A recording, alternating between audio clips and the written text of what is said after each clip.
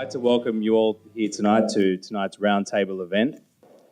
Tonight is jointly sponsored by eLaw, Lawyers Weekly, and my company, which is Experts Direct. For those of you who don't know, Experts Direct provides expert witnesses for litigation. Lawyers Weekly is one of Australia's leading legal publications, and eLaw is leaders in digital evidence. In my business, and as well as eLaw's business, we're constantly getting inquiries from class action lawyers, and we've seen that there are sort of many issues that are facing them and the industry. So we thought it would be a great idea to have a roundtable discussion on the topic tonight. So we also noted that the Lawyers Weekly covers a lot of topical issues as well, so hence we got the Lawyers Weekly involved. So as this is my first function that I've assisted in organising, I surveyed a number of lawyers and I asked them what makes a good roundtable event. So we got a few questions from a few lawyers, but I think there was overwhelming majority that what makes a good function is a good drop of red. So I think we've got that covered here tonight, and also we've got a great panel of speakers. So without further ado, I'd like to introduce our chairperson of the panel tonight, which is the Honourable Justice Kevin Lindgren. He really needs no introduction, but Kevin Lindgren was a judge of the Federal Court of Australia from 1994 until he reached mandatory age for federal court judges, mandatory retirement age for federal court judges in February 2010. At the time of his appointment to the court, he was practising as a Queen's Counsel for the Sydney Bar, mainly in the area of commercial law. Dr. Lindgren was also acting judge of the Supreme Court of New South Wales and acting judge of appeal of the New South Wales Court of Appeal from 31 May 2010 until 3 September 2010. He is conjoint professor at the University of Newcastle and adjunct professor of law at the University of Sydney and the University of Technology, Sydney. After serving articles of clerkship from 1957 until 1962, Dr. Lindgren practiced as a solicitor from 1962 to 1969. He was lecturer, senior lecturer, and professor of law at the University of Newcastle from 1969 to 1984, and practiced at the bar in Sydney from 1984 to 1994, being appointed to Queen's Counsel in 1991. While he was a judge, Dr. Lindgren was president of the Copyright Tribunal of Australia from 2000 to 2007. Dr. Lindgren is author or co-author or the editor of several books and numerous journal articles and conferences and papers in the area of commercial law. He has continued to pursue such writing activities, as well as undertaking mediation and arbitration work in his retirement. Dr. Lindgren was made an Order of Australia in the Australian Day Honours List in 2012 in recognition of his service to the judiciary and administration of justice through the Federal Court of Australia and to the legal education in the area of commercial law. So please, ladies and gentlemen, don't upset the judge tonight, and please turn off your mobile phones, otherwise you might be thrown out. I'll hand it now over to Justice Lindgren.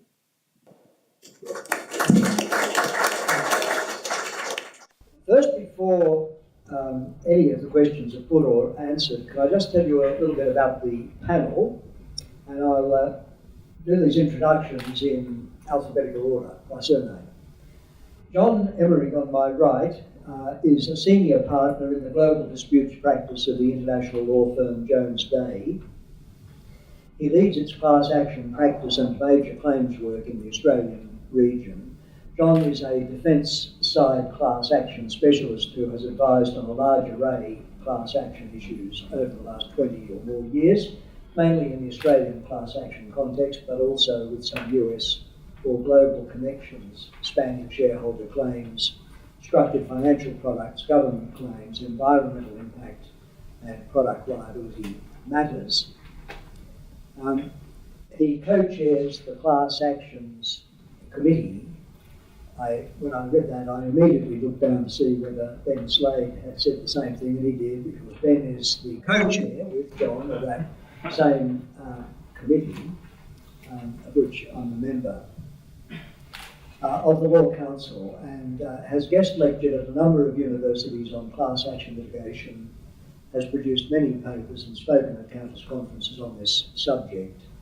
John is also a member of the Law Council's Litigation Funding Committee and a well-known commentator on funding issues. Now, I'm going to add in here that John is a noted portrait painter, and last year his painting, a portrait, was in the final of the Archibald Prize. I happen to know that because there was a conference in Melbourne where he was speaking, and it was announced that he had to absent himself momentarily from the conference. And people said, why? I was just waiting to get the result of the Archibald Prize. So, in addition to all of his other accomplishments, a painter of some accomplishment. Ben Slade is the managing principal of Maurice Blackburn's New South Wales practice and head of the New South Wales class actions team. Some of Ben's significant class actions include a shareholder class action against the AWB, settled in March 2010 for $39.5 million, the fourth largest settlement achieved to that date in a shareholder class action. A class action against Amcor and Visy for over 1,600 businesses claiming compensation for victims of Australia's largest price-fixing cartel. This matter was settled in March 2011 for $120 million and was the largest ever settlement of an Australian cartel class action. A class action against Oz Minerals for shareholders that settled in May 2011 for $120 million. This was the largest ever settlement. May 2011 for $35.1 million plus costs. A shareholder class action against New Farm that settled in September 2012 for $43.5 million, and two current class actions that claim for compensation for hundreds of Australians who have faulty hip implants and defective knee implants manufactured by the pig. And finally, two class actions against cash converters that claim millions of dollars for thousands of New South Wales consumers who claimed were overcharged on their loan contracts. Ben worked for 10 years with Sydney's Redfern Legal Centre, was on the Council of Law Society of New South Wales from 92 to 95, and was General Law Manager of Legal Aid New South Wales for 6 years, before joining the Class Actions Department of Maurice Blackburn in 2000. Ben was a board member of the New South Wales Public Interest Advocacy Centre for 8 years until 2012, is a board director of choice, and as I said, is co-chair with John Emery of the Law Council's Class Actions Committee. He's also chair of the Law Council's Litigation Funding Working Group and a core member of the Law Council's Federal Court Liaison Committee. So that's Ben, second on my left. Alison Stanfield of E-Law on my far right is an expert and pioneer in the field of digital evidence. She was one of the first to recognise the analysis of electronic filing vis-à-vis hard copy as the way of the future in the legal profession and court litigation. She thought that almost all evidence is created digitally, and yet existing court rules on evidence applied to paper documents only. For the past 15 years, she has built an expertise in electronic discovery, computer forensics and electronic trials as founder and CEO of E-Law, a specialist e-discovery, secure online data rooms and electronic forensics. Alison has been sought to provide expert opinion on the use of technology during discovery to minimise costs.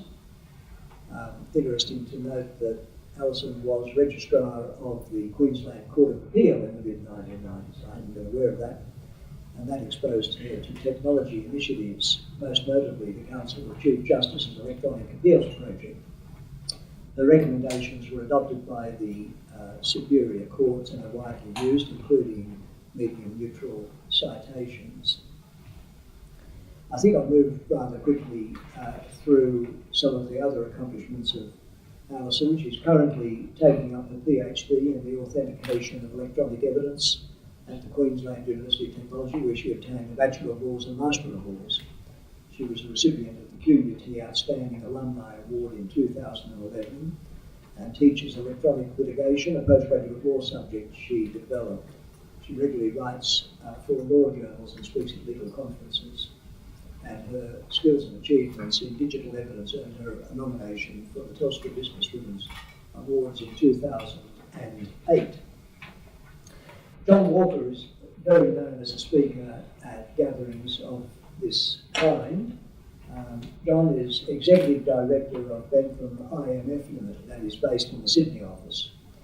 John's educational qualifications include a Bachelor of Laws from Sydney University in 1985, together with a BCom from Melbourne, with majors in accounting, economics and commercial law. With over 10 years prior experience in commercial litigation, John has developed highly specialised skills over the last 10 years in providing funding for and managing insolvency, commercial and multi-party litigation. Being instrumental in the formation of IMF, John provides innovative and progressive direction for IMF, together with material involvement in case selection and management on a daily basis, striving for the best outcome for every funded matter. And finally, Justin Wheeling, on my far left, has been the editor of Lawyers Weekly magazine since June 2011.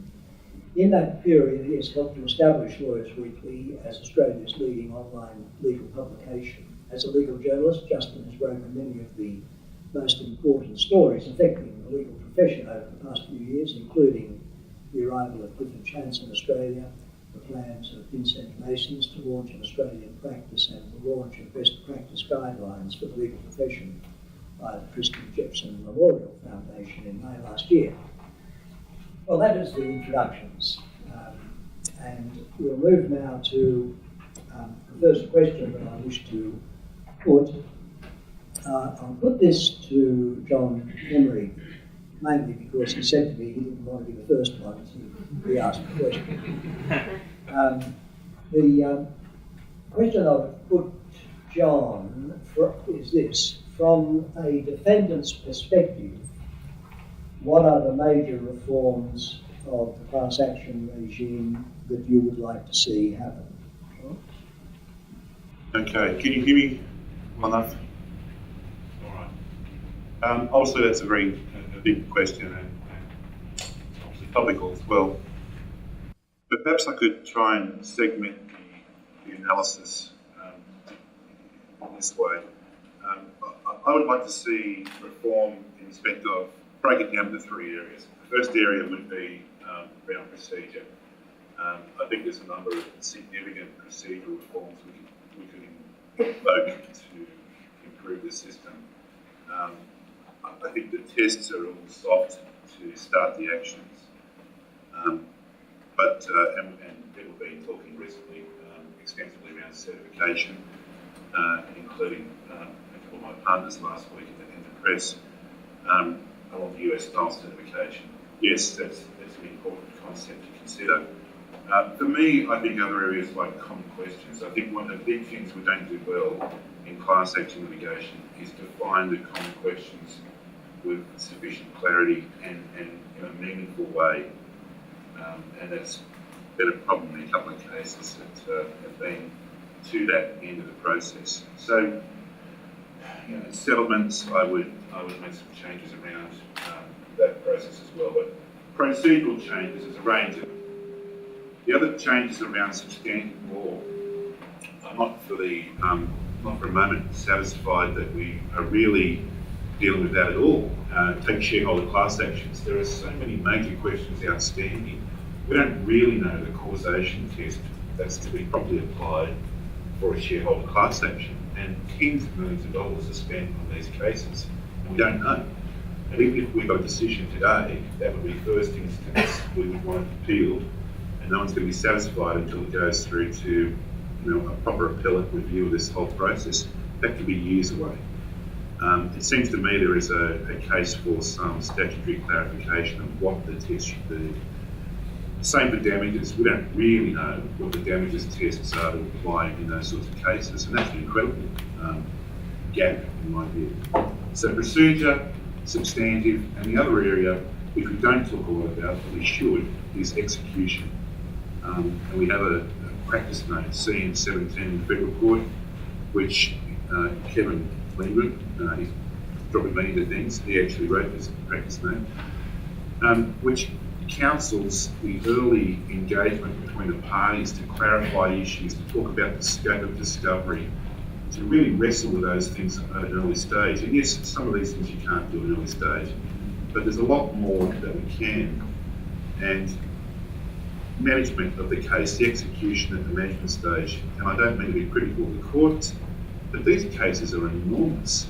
And I don't think that a single judge outcome running over these cases is really the right way forward.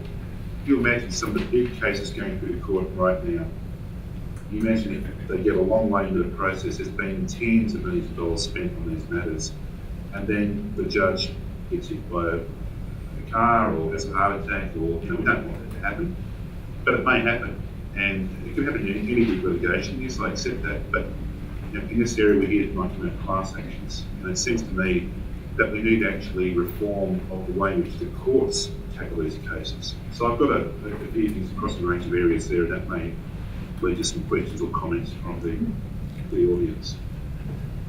I do have one. One of the ideas, as John's mentioned, behind that practice note was that there should be early, and at least in my concept, informal conference opportunities to identify the issues. Speaking for myself, I had in mind that that conference would not take place in the courtroom, but in a room adjacent to the court, with the judge and the parties' legal representatives. And at an early stage, they would seek to thrash out the question of what are the issues and what is the fastest way forward. Now, obviously I thought that was a good idea. I never had the opportunity to use it in a class action, but I had used that mechanism in a couple of other complicated proceedings, and it seemed to work quite well. But my understanding from talk around the traps is that it has not been used either at all, or not much anyway, in the class action context.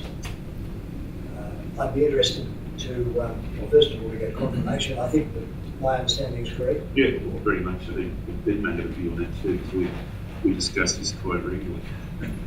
Federal Court's practice note says that on the first directions hearing there will be a case management conference, and yet that's never happened in any of the cases that I've commenced. And look, there aren't that many cases we commenced. It's one of the 30s that's been going around from the US Chamber of Commerce, that there's this enormous explosion in class actions and they're happening everywhere. Well, it's just not true. There aren't that many, but look, admittedly,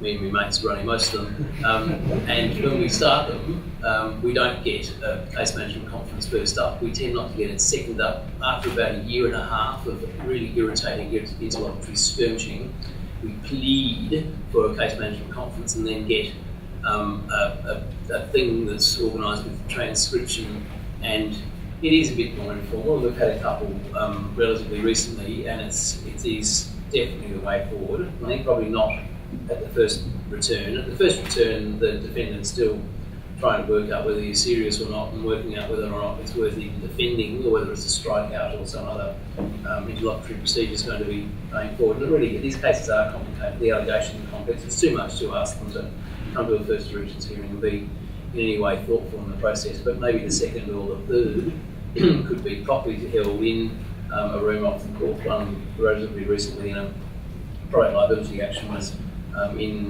I think it's level 18 of the Federal Court in a large meeting room with transcription, and everyone was there and you could get a chance to speak, but I didn't. Left to senior counsel who did the speaking, but there was fairly clear and free-ranging conversation on a number of issues that could have been a year and a half of interlocutory battles were resolved.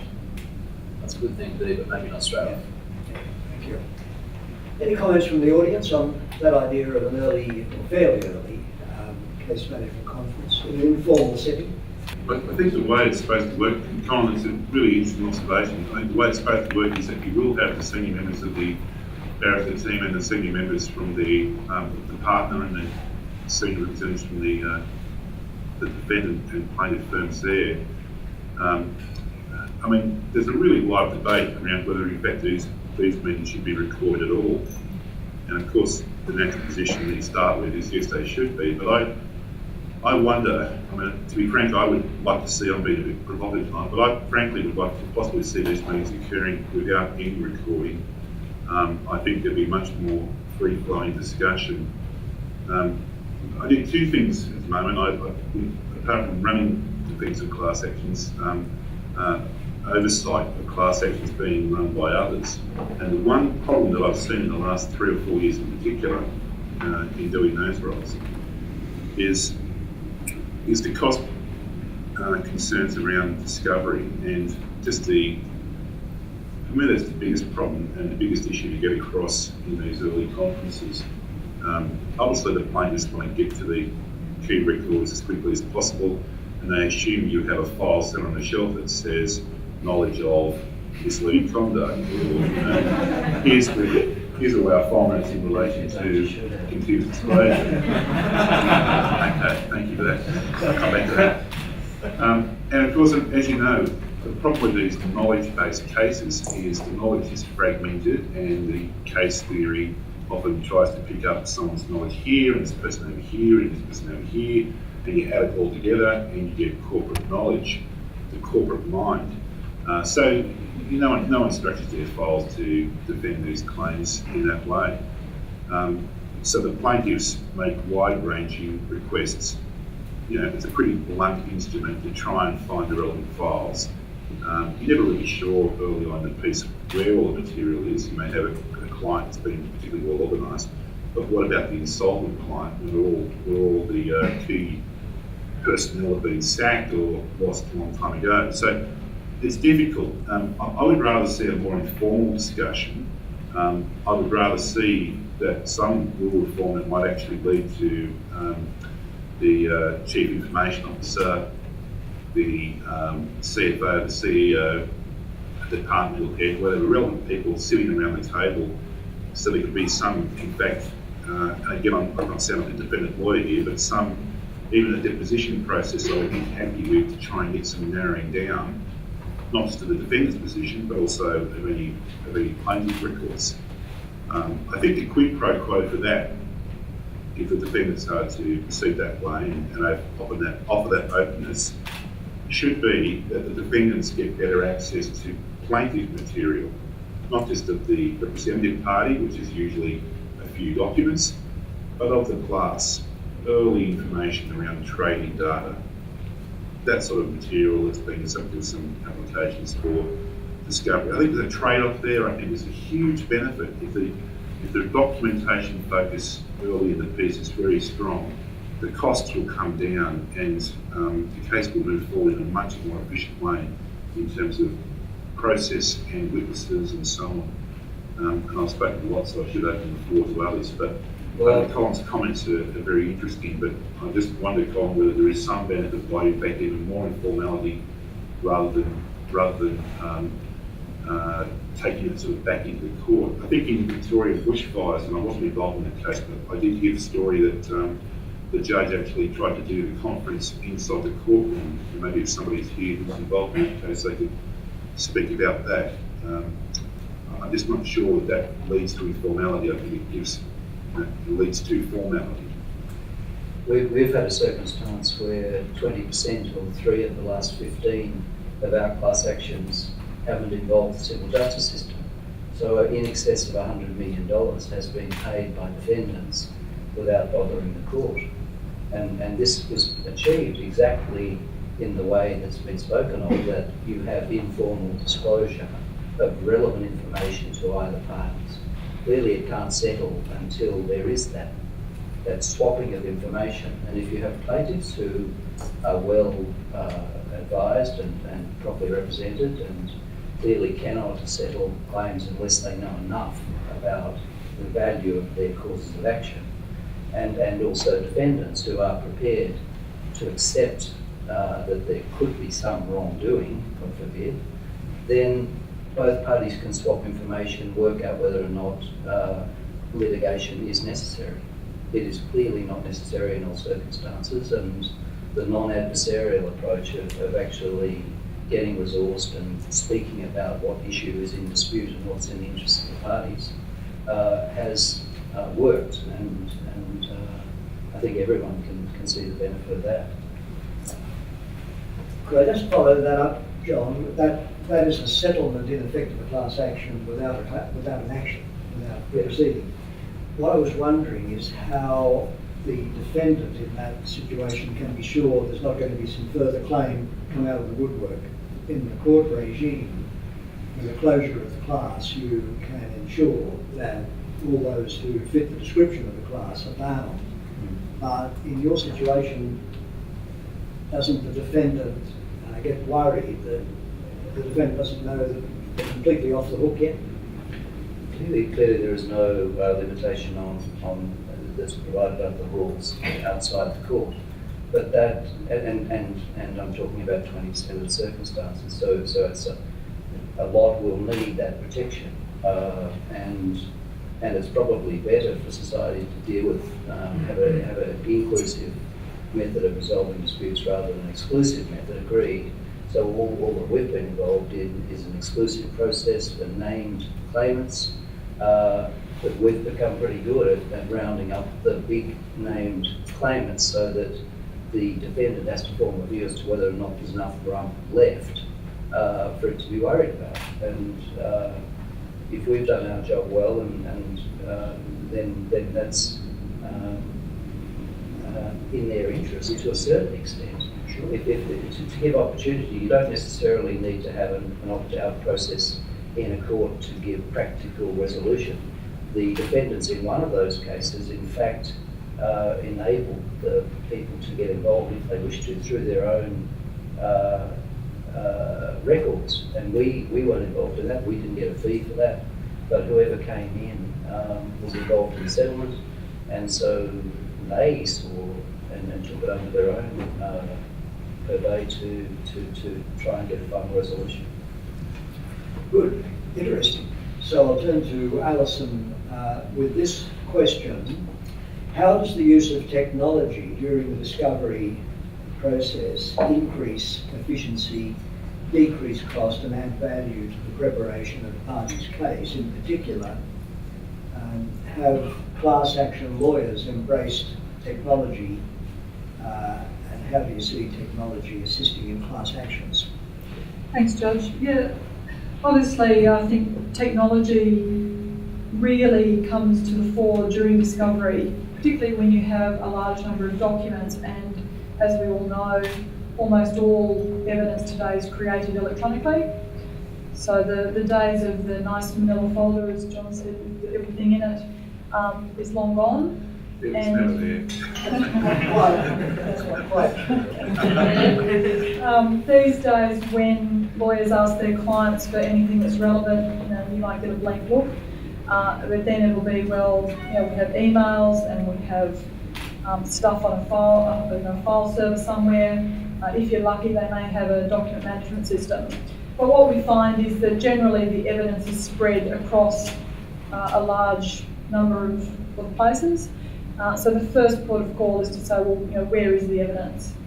And then we can narrow that down with questions such as, what's the date ranges that are relevant, who are the relevant people involved, and so the evidence collection becomes more of a corralling exercise. The next step in the process, obviously, is to then,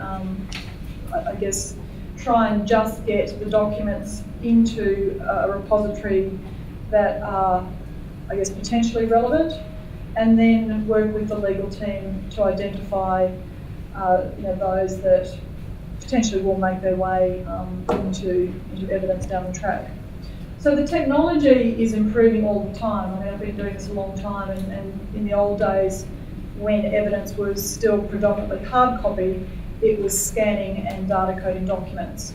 Now, as I said, it's all about obtaining electronic evidence in the first place, and you can really use the technology to use the power of the content in those electronic records.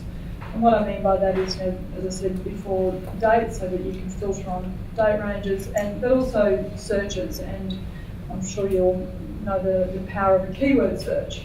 but a keyword search can be somewhat limiting. Where you get more than what you're looking for, or you may miss things because you don't know what you're looking for. And technology really helps if you don't know what you're looking for. And the technologies that we're looking at today analyse every word in every document, and then it can assist by throwing up, I guess, pools of documents that are of like concept or a similar subject. To give you an example, we use a demo case that uses the Enron data set. And so if we put to the data set a term such as fraud, it will come up with Arthur Anderson or off the books. But it will also, if you look a bit more closely in the terms that are thrown back, it comes up with a number of Star Wars characters, which was some project names that were given in some of these things. So if you don't know what you're looking for, you may see Project Jedi and wonder what that's about.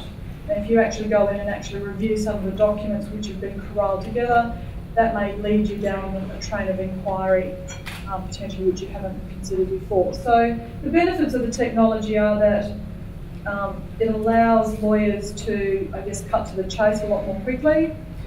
It means that, if you don't know what you're looking for, you can, again, cut to the chase more quickly.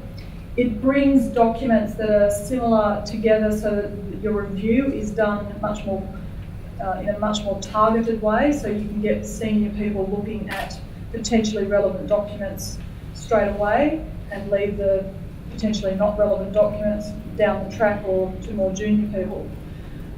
So when you compare that to the old days of paralegals sitting there and going through documents one by one, you can see the time savings there. I think the major benefit though is once you've done that review and analysis and, as John mentioned before, you may have to try and piece together the evidence. So, one person might be doing one thing and another person's doing another thing, and then you've got, documents that go to prove a number of different things. Well, the power of the technology comes into the fore again there by allowing you to cross-reference the workflow. So, for example, we've got a case at the moment where there's many companies, many payments, many invoices, many bank statements, and they all have to be, the lawyers have to review those and put them against companies, payments and so on. But if you can imagine having to do that in hard copy, you'd have to have numerous copies of everything. Different colour schemes, different post-it notes, and it would, it can be a nightmare. The technology makes all of that really easy, and you can, again, see the cost savings there by really saving a lot of time. And I think it really allows you to get on top of your case much more quickly and much more effectively. Thank you. Any questions either from other panel members or from the audience in relation to electronic discovery or other use of technology? I've got a comment, not speaking too much on this issue. I'll be keen to see if others share this view in their experience. The problem I see with, I don't know quite what the answer is, but again, coming back to discovery, some of the problems I've seen in looking at a range of cases now is, and I hadn't fully appreciated this until the last couple of years, when we do a discovery project, anything I've been involved in, we have a quality assurance process. So it would be very common for me to we brought in a paralegal team to review documents, and I'll talk about that issue. Seniority of review is an issue, but we would do a training session, we would go through the statement claim, there would be a training session around discovery. Everyone who does it has to have a list of lawyer room. And there's a sort of pack they get given.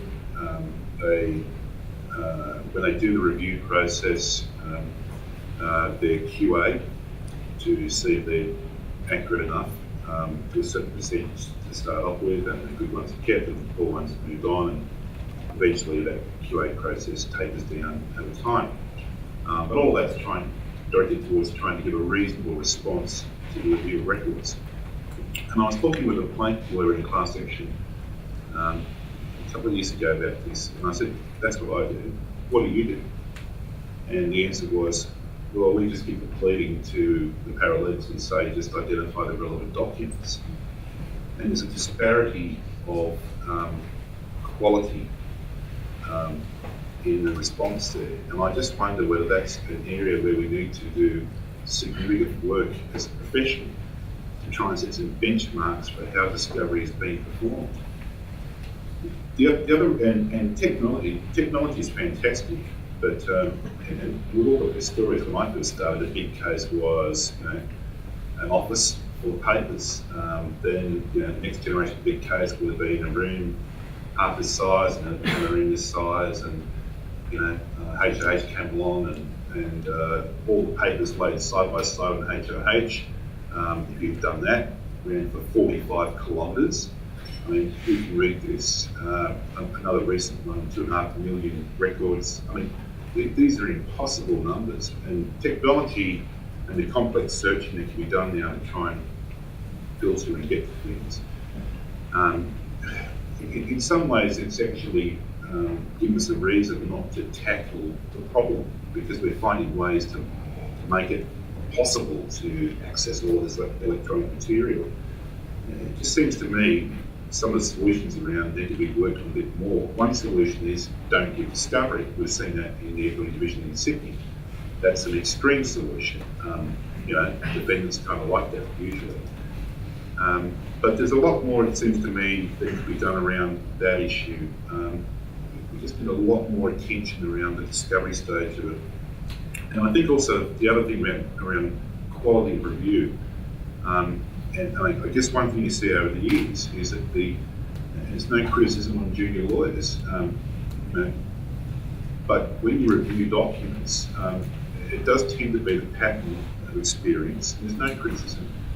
But when people who are not really confident enough and don't have the experience to make the calls in the documents, so we tend to put into the discovery what someone more senior might leave out. And there's that cost-benefit balance, isn't it, to be achieved between those extremes. And we need something better around that as well. So the technology is fantastic. We'd be dead without it. But I'm just wondering whether it's giving us a softness, and we're not really facing up to the problems there that need to be faced up to. And in class actions, these are the biggest discoveries around, really. We need to do something about it. One thing is to perhaps look at the need for discovery. I agree.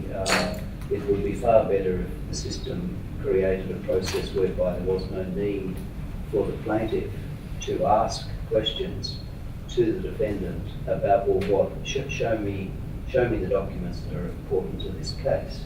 I mean, that it could be as simple as that. We have an adversarial system. We do not have an inquisitorial system. The question I raise is, well, in respect of discovery, why put the onus on the plaintiff? Why not have either the court look at the pleading and identify what ought to be provided and just keep it to a minimum and say that's what you should provide?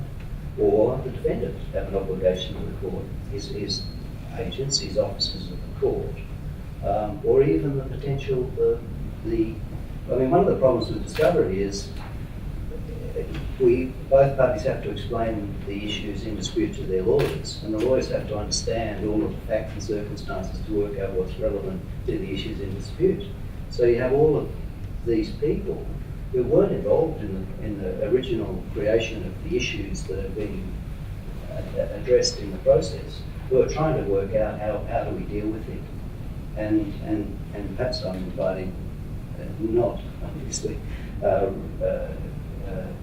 any mass reform in the civil justice system, but a way of potentially taking out the adversarial process involved in discovery and trying to have onuses or obligations which are perhaps more efficient than this fishing expedition and this, I have to go and trawl the ocean for all these documents. That's clearly in no one's interest. I'm a big believer in the concept that we probably need to make more cost orders against the plaintiff in relation to discovery in that. Let me finish. in that, I think there's a reasonable degree of discovery that can be requested. I mean, more often than not, because there's no real, I may say, yes, we have to go through the records, but there's no real sense of the penalty is felt by the defendants. I mean, I'd like to see the courts framing some reasonable budget for discovery and then saying everything beyond that is paid for by the plaintiff.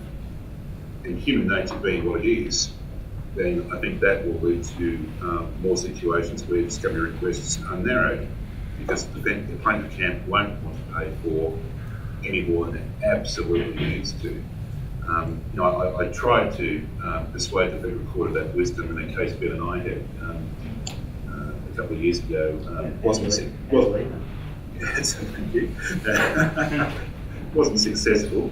I will continue to try. But it does seem to me, I mean, as a matter of principle, I think there's some rationality to that position. And indeed, the Federal Court's toolbox was probably always adequate to do that, but it has been expressly amended to include that particular facility. So, I mean, I think that's an area where we really do need to sharpen the focus. Perhaps the focus can be sharpened by the defendants agreeing to provide only those documents that damage its defence. What do I love? What about those that assist the plaintiff? Well, I suppose.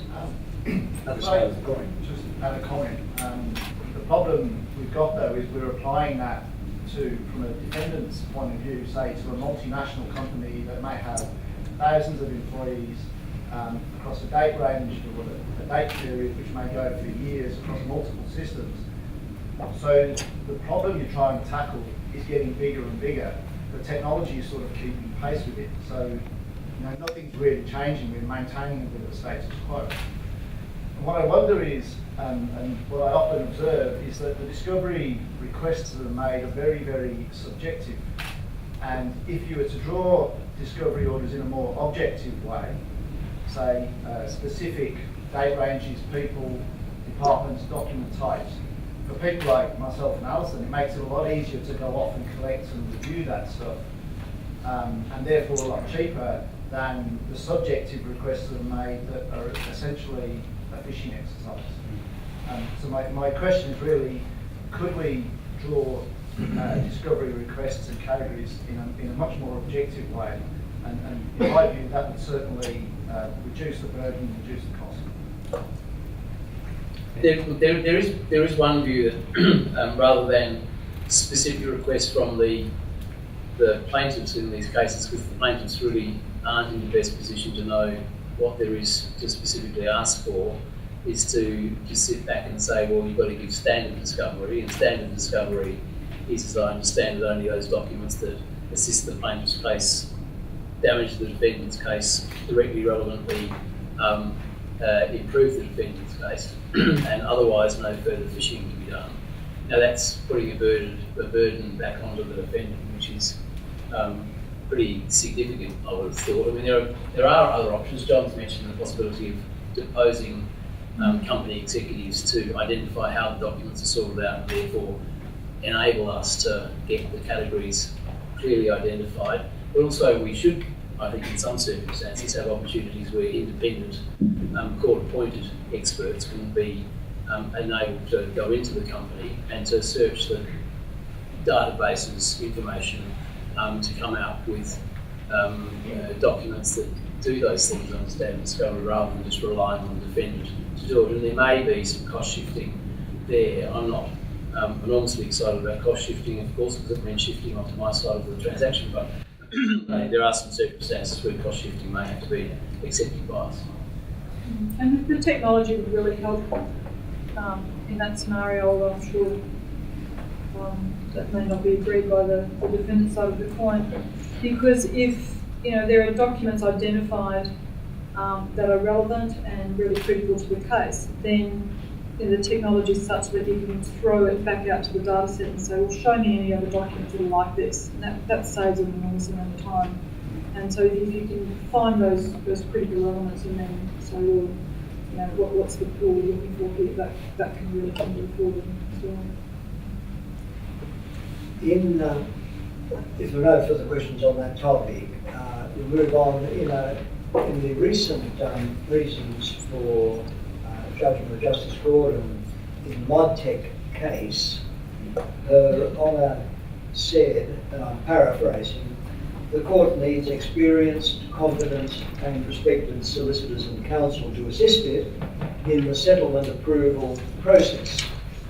And that's because Section 33B of the Federal Court of Australia Act makes it mandatory for a settlement of a class action to be approved by the court. I always think when I hear that said, it's a bad way of putting it, that it makes it mandatory for the court to approve. It doesn't, that's the whole point. You don't get it, there's no approved settlement without the court agreeing. So, the question is the pool of practitioners in the class action area too small? Should it be widened out? This is a question that I'd like to get Justin Wheeling to comment upon. Would it be desirable in Australia that we have a wider range of practitioner involved in the class action process? Yeah, thanks, Judge. Yes, Ben made a good point before when he said him and his mates are acting on most of the big class actions in Australia, and you're right. It's your mates down the road at Slaters and yourself, Ben and Morris Blackburn, have really got the market almost to yourself. You've got Shine Lawyers and David Robertson and a few other firms as well that are looking to muscle in a bit more. But I think it makes sense when we have such a competitive market at the moment that you would look for more firms like your Piper Aldermans who tried to launch the Vodafone class action to get involved in this area. The returns can be quite good. You're diversifying your client base. I mean, Pipers have just laid off dispute resolution staff in their home market in Adelaide. They need alternative sources of income.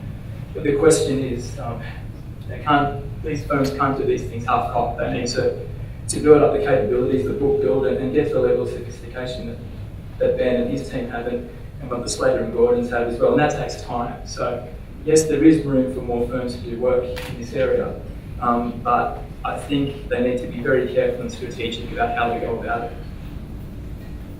Yeah. We had a case, I won't name the law firm involved, but Ben's firm, I think, ultimately moved into assist a small firm that started a class action, a big class action, and I think after many years got to the point where it felt it wasn't able to take it forward, and called in Ross Blackburn to move the matter past that point. There's a real issue around access to justice in all this stuff too. I'm again a defendant lawyer talking about this, but sorry, John, was that the one that we found out after about a year that they hadn't got instructions from the lead applicant to take the proceeding? I'm not. That one? That may be what you There are some pitfalls in these class actions. Getting instructions is always a good idea. Yes. Write that one down. We always wondered about the position, but anyway, there are clearly, the worst thing that can happen is the class action starts and the poor class is left. I think everyone would agree that's not good for the system. The class is left exposed, and that could happen because the firm running it doesn't have the experience, or it could happen because the funding runs out. Funding is the lifeblood of class actions. John's firm may not be involved. But there is an access to justice issue. I would be concerned, as a wider professional perspective, about a club developing. I support Gordon's comments in the sense that these things do run well and run by experienced people, but this whole area is in its infancy, and it's got to grow, and more people need to move into this area. Otherwise, it's a club. From a consumer's, I see a funder as a consumer of the civil justice system, and it is unfortunate from a consumer's perspective that the profession has this business conflict issue. The bar doesn't. The bar has first cab rank rule, whereas really, other than William Roberts and some other smaller firms that were wanting to get involved and doing it well, there's really only two firms, and they do it for a reason. We go to them for a reason, and it's because they've resourced, they have the people who have the expertise and the experience, but also they don't have business conflicts. so that you end up with a tribal issue, which is not necessarily conducive to access to justice, nor is it really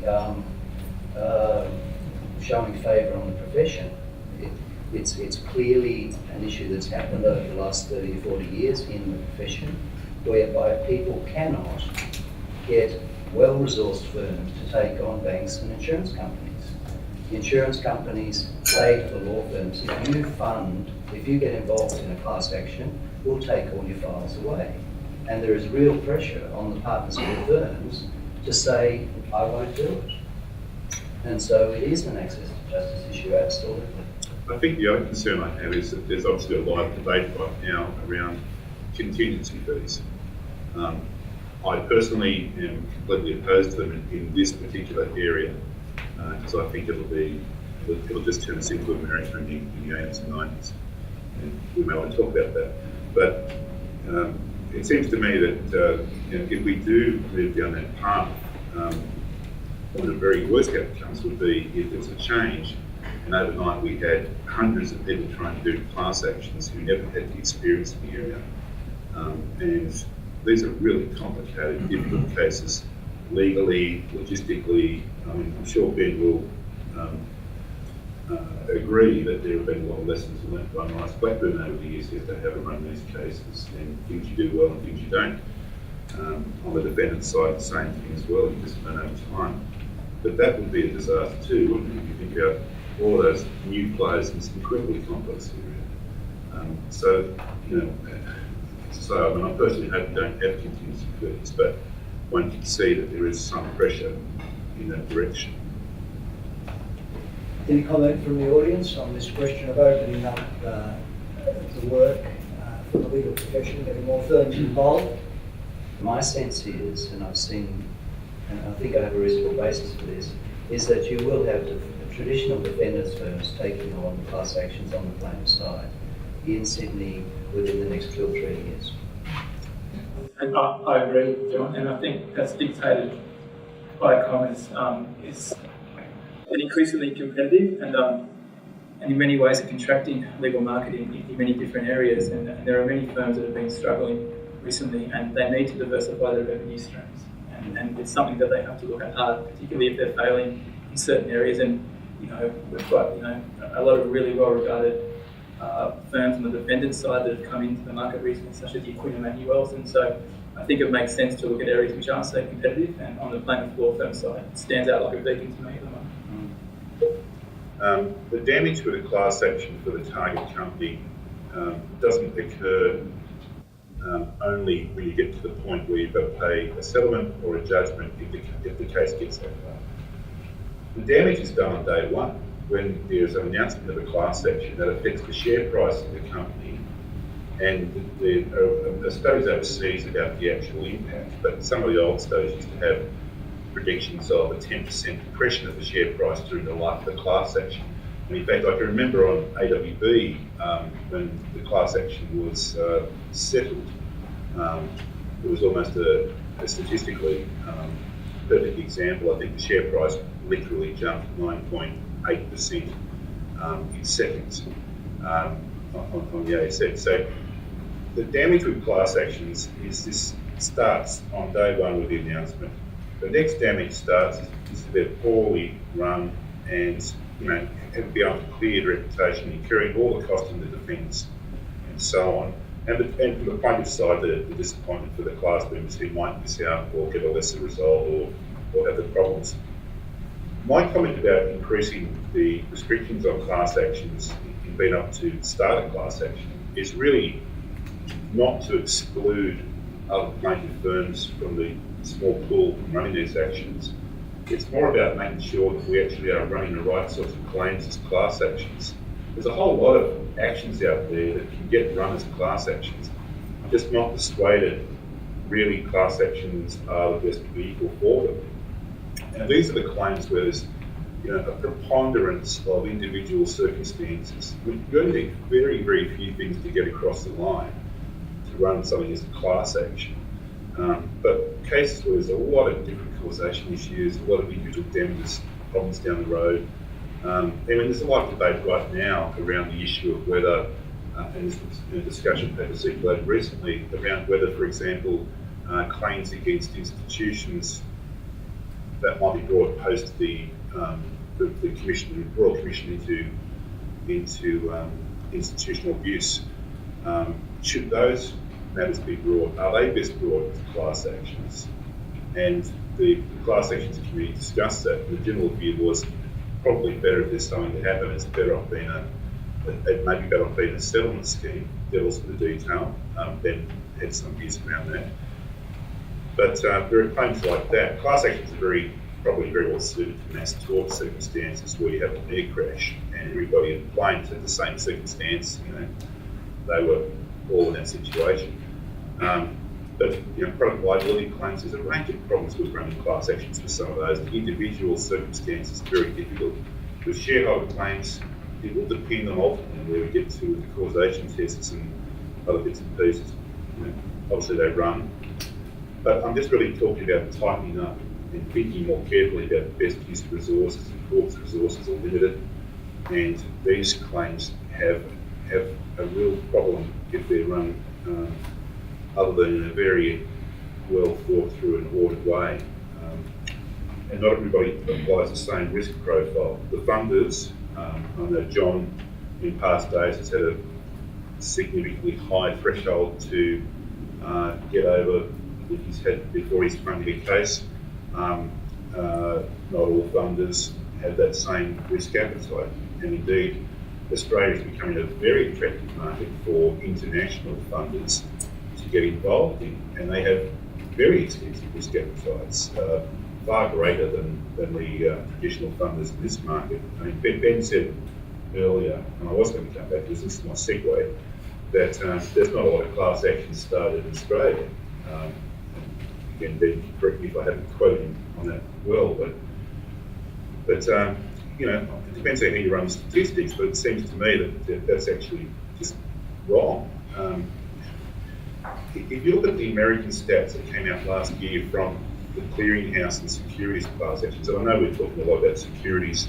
I know we're talking about securities class actions a lot tonight, but last year in the US, there were 166 federal class actions run, up 9% on the year before, a bit lower than some of the statistical averages, but there's a reason for that linked to the Halliburton decision from the Supreme Court. But 166 federal class actions in the securities area against a population of 310 odd million people. In Australia, we have 23 odd million. If there are 12 securities class actions filed a year, that's the same ratio as what's occurring in America. In the last 6 months, we have had 11 threatened class actions or filed class actions in the last 6 months. 2 of those are against the same targets. There are 2 latent cases. There were one of the cases didn't go forward, the QBE matter. Treasury Wine Estates had 2 class actions against it. But it doesn't matter, we're talking about 11 threatened or filed class actions in the last 6 months. I think the activity levels are picking up, and I think it's getting worse. And of course, we have this enormous shareholding component to our population. Some of the ASIC figures, and maybe somebody from ASIC here can correct me, but ASIC ASX figures were about 55% of Australians participated in the share market directly or indirectly. That's 3 times the number from 1991, it's twice the number from 1997. So you've got that factor as well. And if you think about the ratios, about the level of threatened or run claims in this country, in circumstances where we don't have the incentives from America, we don't have contingency fees, we have adverse cost rules, and we don't have certification. I mean, all of these things come together and it suggests to me that we actually are going to see more class actions come, and we need to think about the implications of that. So a long way to answer the earlier question is, yes, I am calling for tighter regulation. I'm not doing it to eliminate new plaintiff firms in the marketplace. I'm doing it because I think we're a bit loose at the moment and it needs to be picked up. But I don't think we can look at just the number of claims that is either too many or too little. The laws are there to enable the regulation of markets. The policy is to try and get as much capital as we can into Australia at a reasonable price. So we need laws, theoretically, to protect that market. So whether there's 10 or 20 or 30 cases is really potentially relevant to whether there's been bad behaviour or not. And we do need, I think, to have enforceable laws. And so from a policy perspective, until we actually, and it's a bit like the civil justice system, until we actually work out, and I think the Productivity Commission is probably going to sort of go down this path, reading a couple of the papers, until we work out how do we get just, quick and cheap in our civil justice system and make the process accountable to those deliverables from a, unfortunately, well, not unfortunately, we've had comments that not everything of value can be counted, but we could start, I think, counting in the civil justice system, not necessarily the number of class actions, but how long things take, how much does it cost, when was the first offer of compromise put in, are there systemic players in the system that just don't settle, are there people who are wide of the mark when it goes to pleadings. Everything that other areas of society has, we've sort of steered clear of in the legal profession, and particularly in the teachers' processes that are paid for by the community. And I think we're going to end up with a lot more pressure in the next 5 or 10 years from the legislature on just, quick and cheap.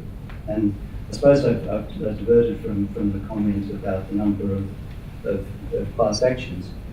The number of class actions, to a certain extent, are chosen by the victims in the market. We don't, at IMF, choose the cases that proceed. We go to our clients, the institutions, the fund managers, the trustees, and say, are you angry? And unless they're angry, and unless there's an appetite there to have a look at the case and conduct due diligence, we don't look. So to a certain extent, class actions are really a self-regulatory mechanism for the market to put a spotlight on bad behaviour. It's not that they really want compensation, it's that they got pissed off. Just, I've got a comment. Just talking about the access to the legal system, my understanding is that Queensland doesn't yet have a class action jurisdiction. And so, if we've got, and I'm not sure if Queensland's the only one that doesn't have that, but if you have victims in a state that doesn't have that jurisdiction, how? You file in New South Wales. Oh, New South Wales. So Wivenhoe Dam, we have a circumstance where we're funding a claim against the Wivenhoe Dam. Morris Blackburn is going to conduct the proceedings. We don't have federal jurisdiction, so the state of Queensland doesn't want to create a class action regime. So we're stuck in New South Wales Supreme Court using the class action regime to conduct proceedings of an action in negligence against the state of Queensland for thousands of Queenslanders. We haven't yet, as a federation, got to the stage where those procedural laws are assisting in resolving these types of disputes. You can't find it. Some misleading and deceptive conduct there somewhere along the line. Selling water, they were giving it away. Or a product like cooking Tasmingo, you may remember. I do remember. That's another story.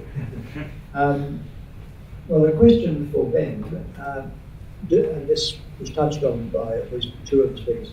Do class actions perform a regulatory and deterrent function? For example, Andrews versus the ANZ Bank in relation to the charging of bank fees, shareholder class actions in relation to misleading and deceptive conduct. And related to that question, do class actions perform a regulatory and deterrent function? Should the regulators such as ASIC and the ACCC play a more significant role, or any role, in relation to privately instituted class actions? Thanks, Kendall. I mean, it's obvious that my bias is going to be on the side of the answer being that class actions do play a significant role in the public enforcement of regulation.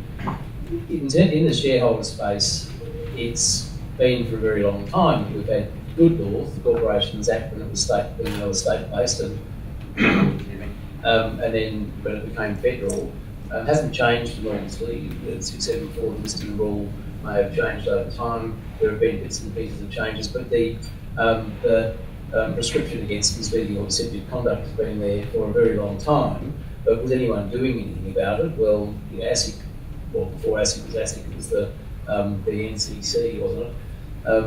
Was anything being done? Were companies that weren't allowed to get away with anything? I think they just possibly got away with everything. No one was doing anything. It's not an issue about the number of class actions, it's the enforceability of these laws. Parliament has been passing good laws for quite a long time, in spite of the battles on the floor of the House. We have a very comprehensive regime in a number of areas. The common law in terms of the ANZ case that Kevin mentioned then, in penalties, was from the beginning, the turn of the last century in the UK has been the same. Did anyone do anything about it? No. Did anyone fight on the penalties issue? No. Did I start looking at it when class actions were around? Yes. Did it take me 10 years to do something about it? Yes. Did I do anything about it? No. Did John Walker do something about it? Yes. Why? Because class actions had litigation funding, and we worked through a process where my firm wasn't prepared to spec the bank fees class action on its own because the risks were too enormous. Running on these incredibly complicated cases for 10 or 15 years, being able to charge only our ordinary fees with no uplift, no contingency basis, meant the whole deal was too much for us, so we decided not to do it. But luckily, John and his colleagues had a closer look at it and worked out a way of running this case. Would anyone out there, apart from people who work for the banks, and maybe even most of the people who work for banks, think that it was okay to impose the penalty regime across the board on consumers in Australia and impose those sorts of fees for the penalties that were being imposed? That'd be right.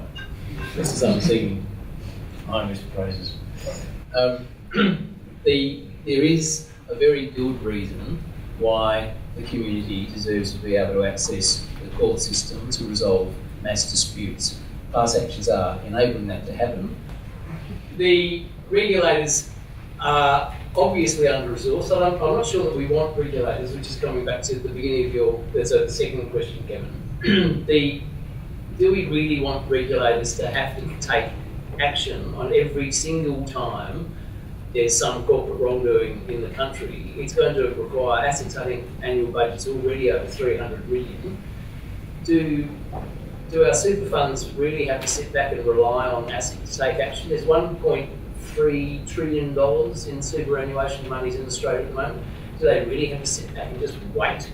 But the class action world, as one Superfirm had us explained from the second reading speech when the class action regime was introduced, was even if your losses are substantial, there isn't any point suing if the cost benefit of that action is going to be such that it's just not the collective values not in there.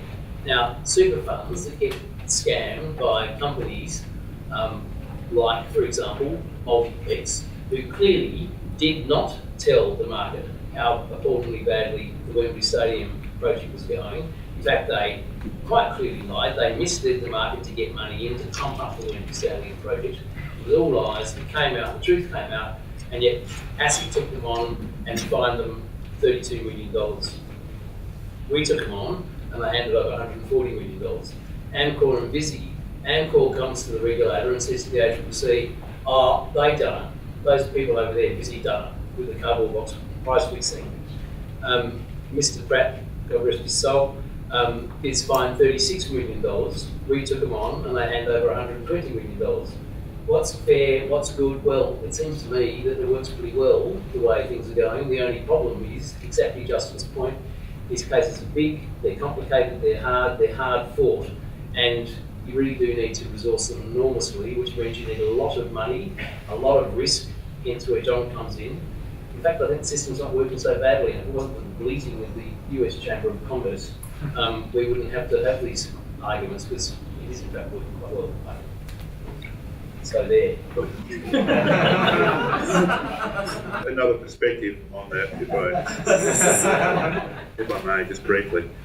But moving on to the question around do class actions act as a deterrent for large corporates, if that's how the question's framed. And the answer is yes. I've been in a sufficient number of boardrooms to tell you that they do create a lot of reflection by the companies who are facing class actions. The question, I think, is the problem. It's not simply enough to say, do they act as a deterrent? I think the issue is, are they acting as an over-deterrent? I don't think there is a simple answer to that, and I think you need to look at class actions in their many forms to really come to a conclusion. And if you think about the shareholder class actions, there's product liability class actions, environmental class actions, a whole range of different areas, and there are different outcomes. But there is a concept here that I want to put on the table, which is around over-deterrence. And we talk about economic theory, and really one of the key things there is around optimal deterrence.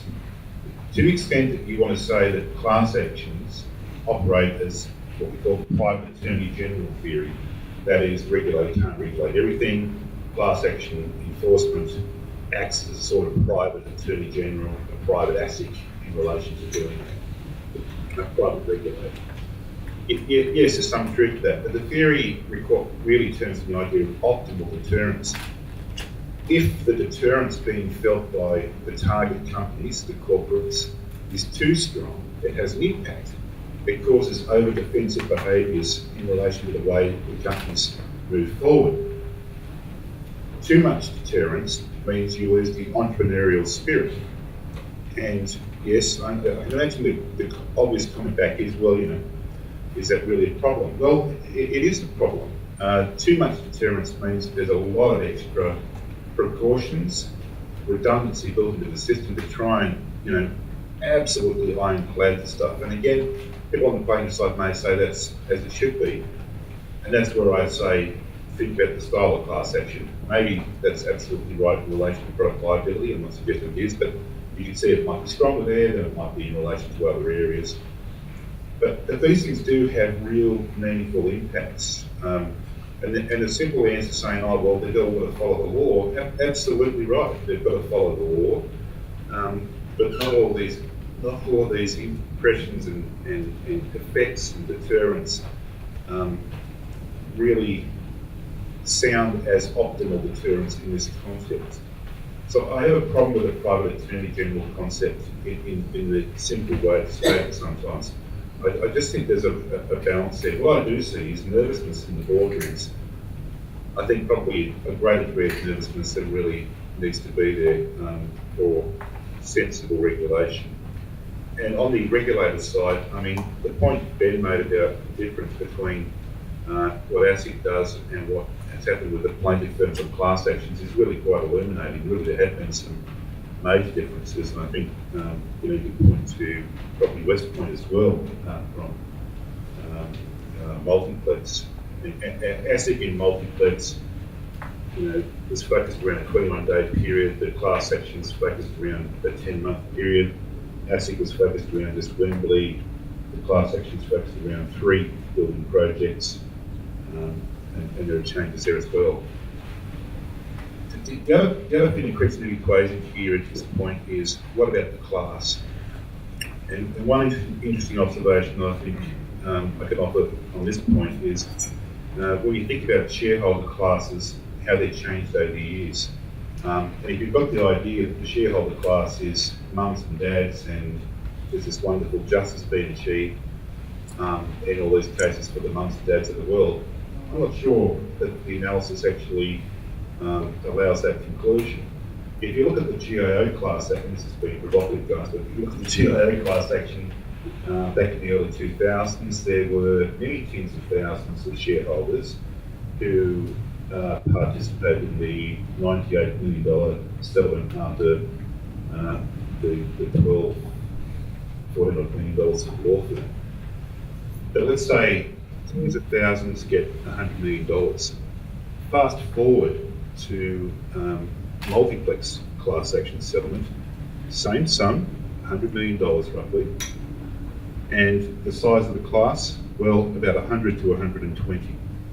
And are they mums and dads of the world? No, they're instos substantially. And that's what's changed. And I think that's a point that there should be some reflection on as well. For John's business model, I don't criticise IMF for his business model, it's a matter for them. But really, it's a lot easier for John to get institutions with massive shareholdings and just act for them than it is to have to pool and round up many tens of thousands of mum and dad investors. Now, you can point to exceptions. ANZ bank fees is a class action where there's obviously investors in there in the mum and dad category in very large numbers. But there is a pool of major class actions where Ben's clients are starting to look like my clients. And They are your clients. It's a really interesting dynamic. Can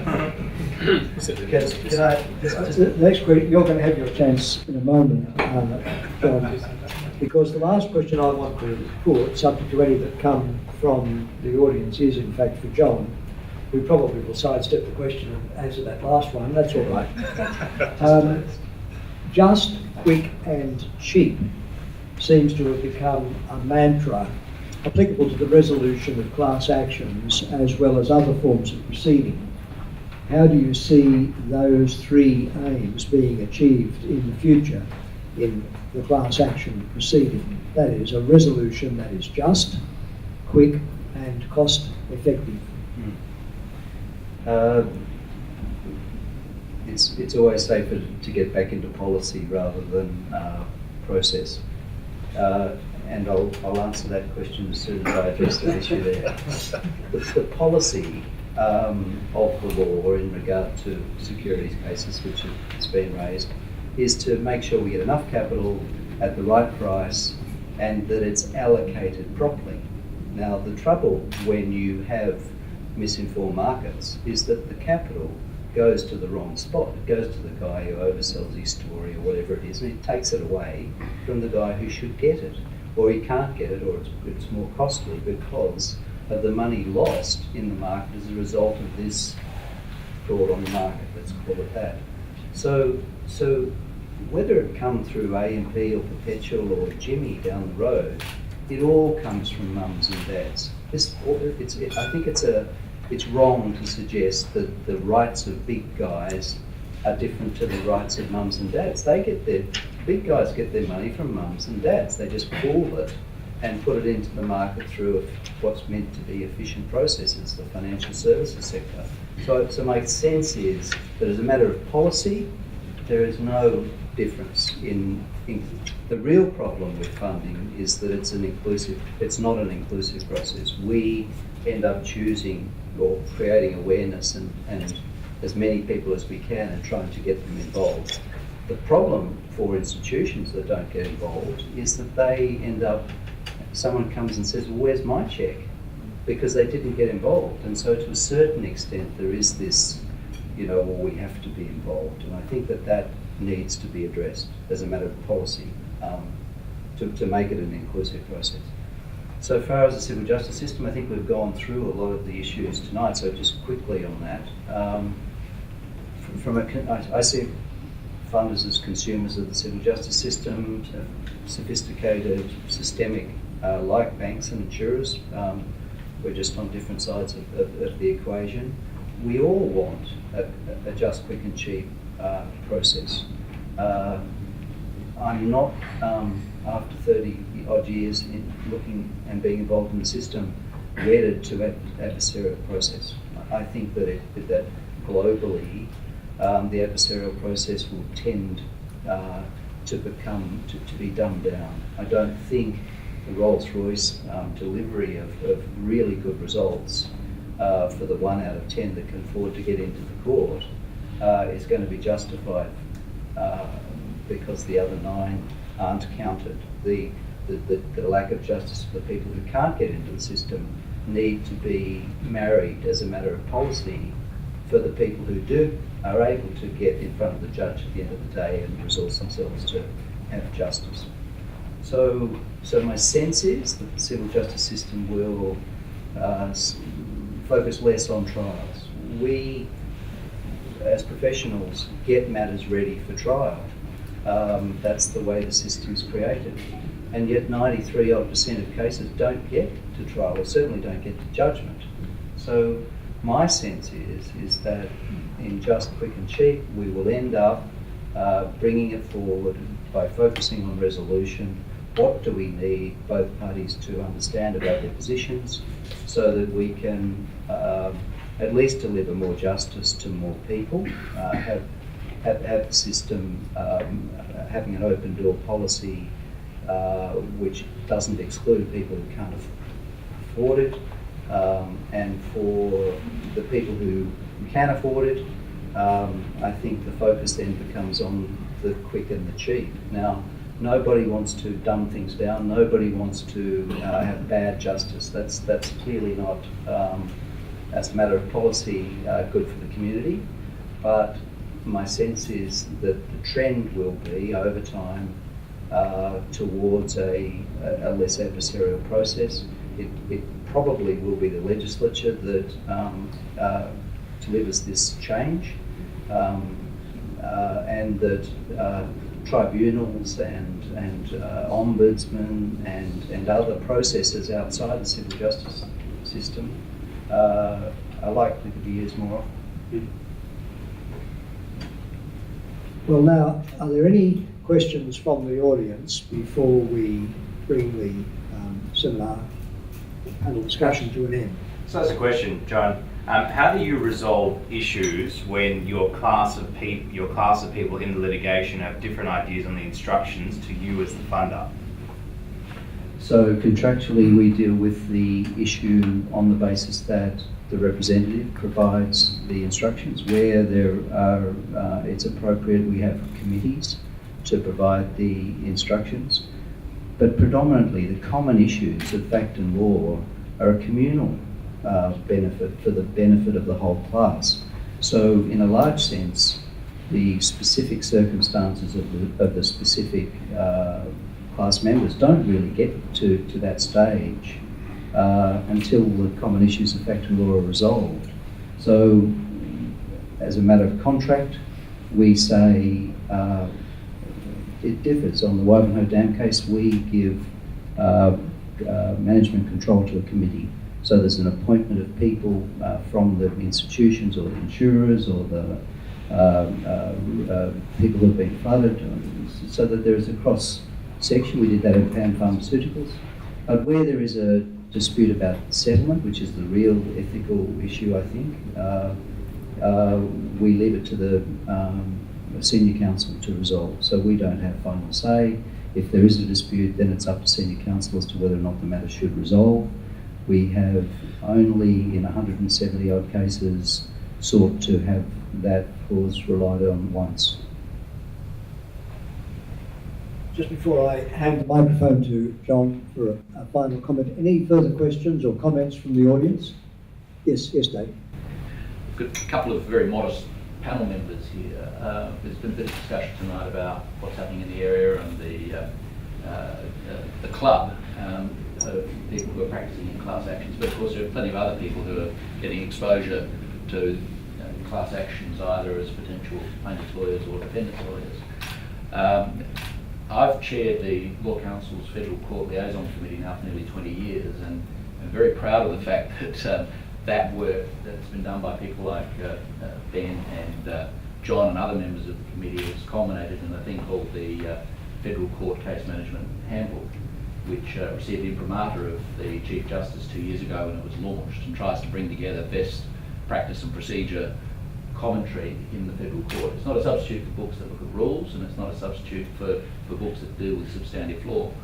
But the chapter that is about to be launched, and which was workshopped with the court last year, and is now with the editorial committee that comprises Kevin Lindgren, John Sheehan and Simon Daly, has been prepared largely by John and Ben, and it captures what we believe, certainly in launching the chapter, is best practice in the conduct of class actions in the federal court. It's a collection of the wisdom of a whole range of people about how these things are best run. And if you are getting into the area, or if you're interested in that area of practice, then when this chapter hits the deck, as it will very shortly, I commend it to you, as indeed I commend to you the handbook generally.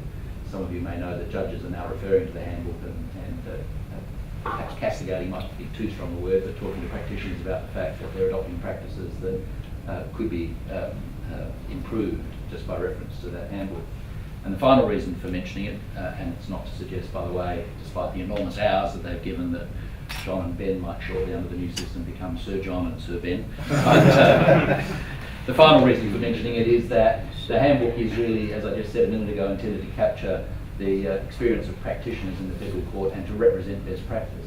Parts of it are now some 2 years old, and Colin, wherever he is from a minute ago, is obviously practicing in this area, may have something to say about the class actions chapter when it's launched. But if you, as practitioners, otherwise wish to comment on the handbook or have something to contribute, please do so. And as I've said, Kevin Lingman, I think you're the chair of the editorial committee. John Sheehan, I think. John Sheehan is the chair. But in any event, there is an editorial committee that would be very pleased to hear from you. Thanks. Thanks very much for And that. Tony Jones would have said that was a comment, not a question. Well now, yes, John Emmerich will be too modest to say what I'm about to say. I've seen the chapter and read through it. I think it is the best possible commentary one could imagine on class actions in the federal court in every way. Practical, comprehensive. It contains some precedents. It's got a good dose of scholarship. It is just simply first class, and I really do compliment John and Ben on producing a fine piece of work. And as David said, it should see the general light of day in a week or two, I hope. Thanks. Well, thank you very much. I think both Ben and I would acknowledge that there have been a number of other people at both of our firms who have been involved in this. Certainly my end, Michael Legg, and Ben's had a number of colleagues assisting. So thank you for all that. My last comment was really around your question on governance of class actions, and I just a couple of thoughts there. The US do it quite differently from over here, and John's referred to a governance committee for the Queensland Floods class action, which is not the normal model. In America it is. There are governance committees with representation by a whole range of shareholder or investor or product liability affected, or product affected or environmental affected persons. Whatever the class action is, there's a representative pool put together to guide the class and make sure all the relevant interests, a little bit like a committee of inspection in insolvency, a little bit like a board of directors in a company, a little bit variations. And indeed, in America, these committees often have separate legal counsel to the counsel who is acting in the class action. And that is to make sure that there is more than one set of eyes talking about what is in the best interests of the class. The reason there is because the firm acting has a contingency fee, so perhaps a greater motivation. But I think there's some interesting lessons to be picked up from America around the governance structure, and certainly if there was a reform of the laws, that would be one of the areas I would be, asking the government to make some changes around. The other thing they do in America is in securities litigation, you can't just put up any mum or dad to be the plaintiff in these actions. The position is that the party with the largest interest in the matter, so usually the largest shareholder, or it can be a group that get together to, between them, constitute the largest financial interest, they get to be the plaintiff in the action. And that adds a whole different dynamic to the cases, because when a real large institution is running the action, briefing the lawyers, driving the process, it's tended to lead to better, earlier outcomes in the litigation and more selection around what's run and what's not run. But it's a whole range of governance issues. You've sort of opened a door there that could go in a whole raft of directions. And they will control funder's fee as well if there is a funder involved. And that's, again, another wide area as well. Are funders' fees too high? John sidestepped that question tonight because I didn't raise it earlier. We could go in a whole range of paths here. We could. Homework. But governance is a huge issue for us going forward. It's got to be dealt with, I think. Ben's side of the floor may say there's no issues there. I hear John's experience about the only one debate in 170 odd cases. But I think it's because they haven't had the experience of the alternative system. Anyway, my final comment. Thanks, John. Well, ladies and gentlemen, that does bring the evening to a conclusion, although I think you're invited to stay on for eats and drinks. But would you please just join with me in thanking our panel members, all of them, for the great contribution that they've made tonight. They're all very competent in this area, and I think that they've really treated us very well. Join me in